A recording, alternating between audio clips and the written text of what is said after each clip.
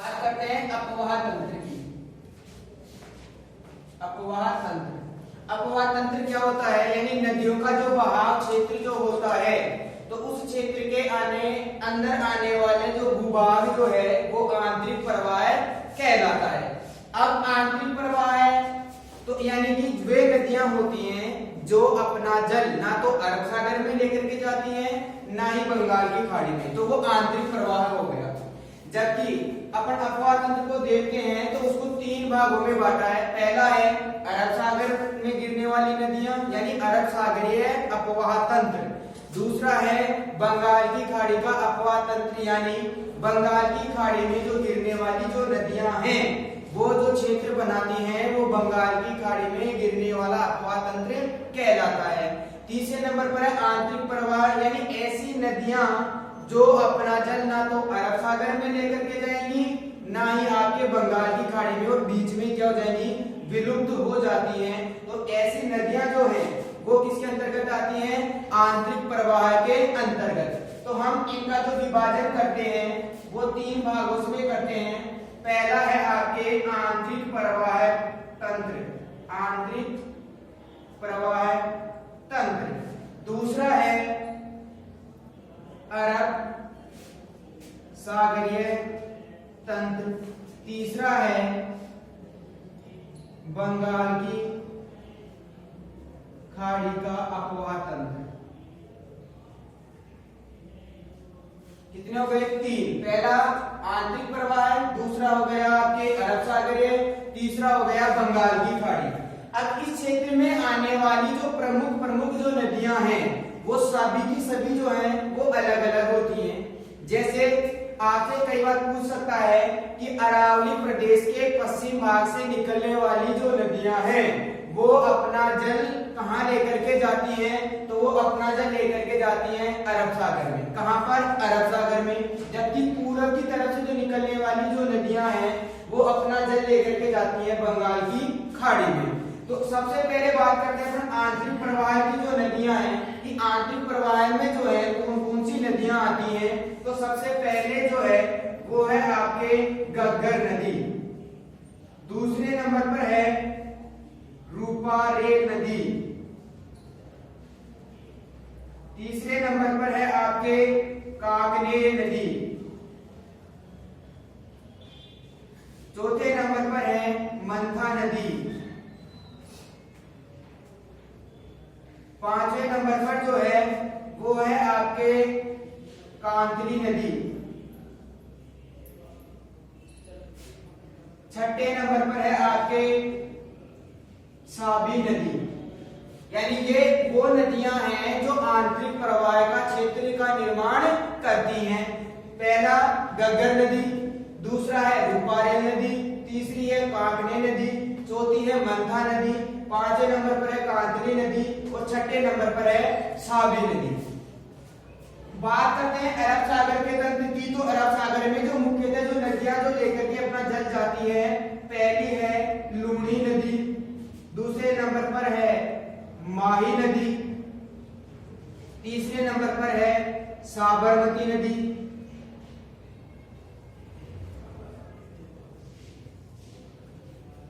चौथे नंबर पर है पश्चिमी बनास नदी। यानी कौन कौन सी नदियां आ गई अरब सागर में? मुख्यतः लूणी नदी, माही नदी, साबरमती नदी और पश्चिमी बनास नदी। अब इन नदियों की बहुत सारी नदियां ऐसी हैं जो इनकी सहायक नदियां हैं वो भी इन्हीं नदियों के साथ में आ जाती हैं। अब बात करते हैं किसी बंगाल की खाड़ी में जो नदियां जो प्रवाहित होती हैं जो अपना क्षेत्र बनाती हैं, यानी जो बंगाल की खाड़ी का जो अपवाह क्षेत्र है उसके अंतर्गत आने वाली जो प्रमुख नदियां जो हैं उसमें है आपके चंबल, दूसरे नंबर पर है बनास, तीसरे नंबर पर है पार्वती, चौथे नंबर पर है काली सिंध। प्रमुख ये नदियां हैं जो आपके बंगाल की खाड़ी में जो है अपना जल लेकर के जाती है। इसके अंतर्गत जो है इनकी सहायक नदियां जो हैं उनको हम क्या करते हैं? इस क्षेत्र के अंतर्गत मानते हैं। यानी 3 प्रवाह हो गए, आंतरिक प्रवाह, अरब सागर और बंगाल की खाड़ी।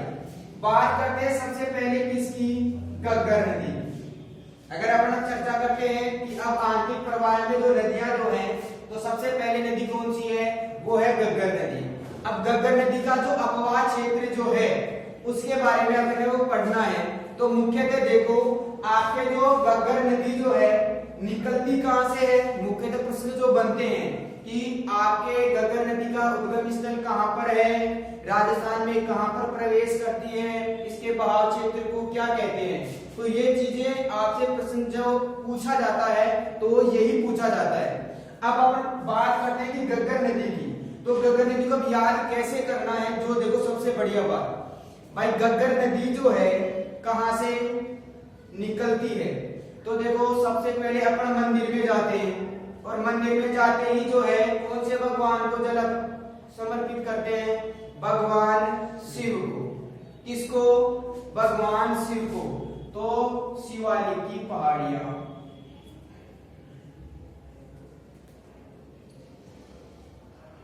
कहां से, शिवालिक की पहाड़ियां, यहां से प्रवेश करता है ये, यानी यहां से उद्गम जो है घग्गर नदी का यहां से उद्गम होता है।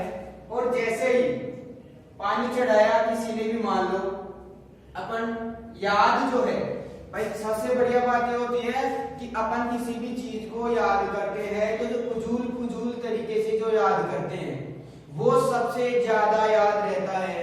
एक बार आप उसको याद करोगे फिर हमेशा याद रहेगा। तो कहने का मतलब ये है कि एक लड़का था, अपने याद करने में जो सबसे आसान है, बस एक लड़को छो या एक छोरो छो जो मंदिर में गयो, काई करो, पानी चढ़ायो, कोने शिवलिंग मारे, शिवलिंग मारे जे पानी चढ़ायो तो पार्वती जी की जो चुनरी जो है वह क्या करी, वो जो नाली बनी हुई रहती है उसमें बह करके आ गई।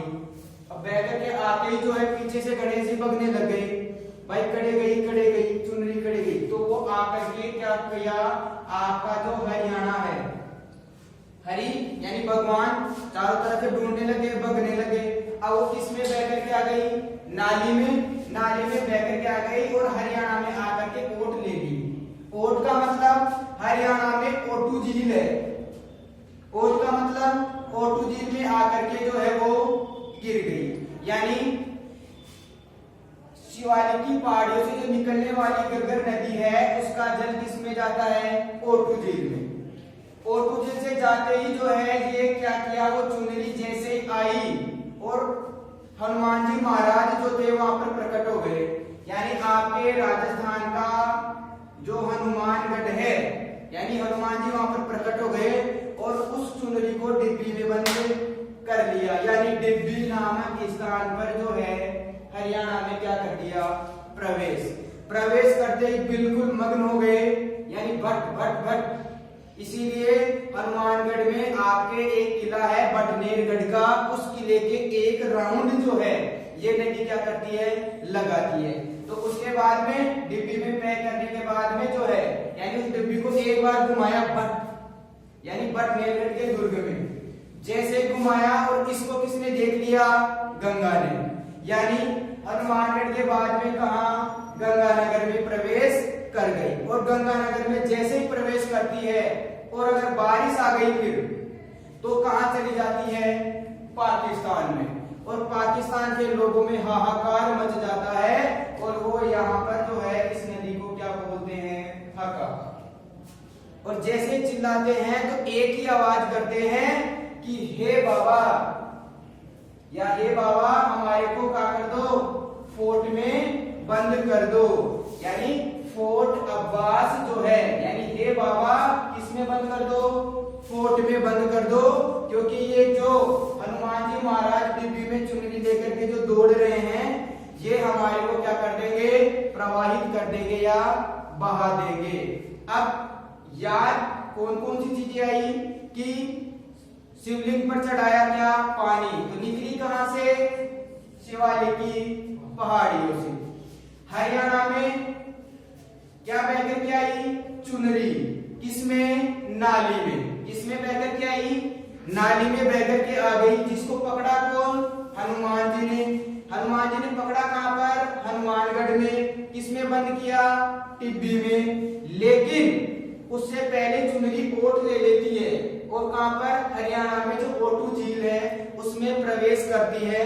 और इस गग्गर नदी पर ही जो है ओटू झील जो है, इस पर आपके हरियाणा और राजस्थान सरकार के बीच में विवाद बना हुआ है, क्योंकि गग्गर नदी पर ओटू झील जो बनाई गई है उसमें गग्गर नदी के पानी को रोक लिया गया है। अब राजस्थान ने सर्वोच्च न्यायालय में यह अपील की है कि हमारे को जो है गग्गर नदी का जो पानी जो है वो हमारे को मिलना चाहिए। इसलिए अब हरियाणा में जैसे प्रवेश करी कहां पर? टिब्बी, यानी ओटू झील के बाद में गग्गर नदी जो है टिब्बी नामक स्थान पर प्रवेश करती है। और वहां पर अगर बरसात नहीं होती है तो गंगानगर में विलुप्त हो जाती है। अगर बरसात होती है तो आपके पाकिस्तान में फोर्ट अब्बास तक चली जाती है। और वहां पर इस नदी को क्या कहा जाता है? हकाका कहा जाता है। और इसके बहाव क्षेत्र को क्या कहा जाता है? नाली कहा जाता है। यानी आपके जो है गग्गर नदी बिल्कुल कंप्लीट हो गई। यानी दोबारा से एक बार इसको आप याद करोगे तो पूरी जो कहानी जो है वो आपको याद रहनी चाहिए। उसके बाद में आपको पूरी नदी क्रम जो है वो ऐसे कैसे याद रहेगा। यानी मंदिर में गए, क्या चढ़ाया? पानी। पानी किस पर चढ़ाया? शिवलिंग पर, यानी शिवालिक की पहाड़ियां। चुनरी बह गई किसमें? नाली में। तो गग्गर नदी का जो बहाव क्षेत्र है वो क्या कहलाता है? नाली कहलाता है। बहने के बाद में किसकी ओट लेनी हो? हरियाणा में, यानी हरि की ओट ले लेती है। तो क्या बन गया? ओटू झील में प्रवेश करती है। ओटू झील में उसका पानी गिरता है। उसके बाद में कौन आता है? हनुमान जी। और हनुमान जी आकर के क्या करते हैं? उसको डिब्बी में बंद, यानी हरियाणा आपके हनुमानगढ़ में डिब्बी नामक स्थान पर प्रवेश करती है। डिब्बी में बंद करते हुए देखा किसने? गंगा ने। इसलिए हनुमानगढ़ के बाद में कौन से जिले में? गंगानगर जो है उस जिले में प्रवेश करती है। उसके बाद में अगर बारिश हो गई तो कहां चली जाएगी? पाकिस्तान में। अगर नहीं होती है तो आपके गंगानगर में ही रुक जाती है और पाकिस्तान में जो है ये फोर्ट अब्बास तक जाती है। तथा इस नदी को पाकिस्तान में हकाका नदी कहते हैं। हो गई गग्गर नदी कंप्लीट।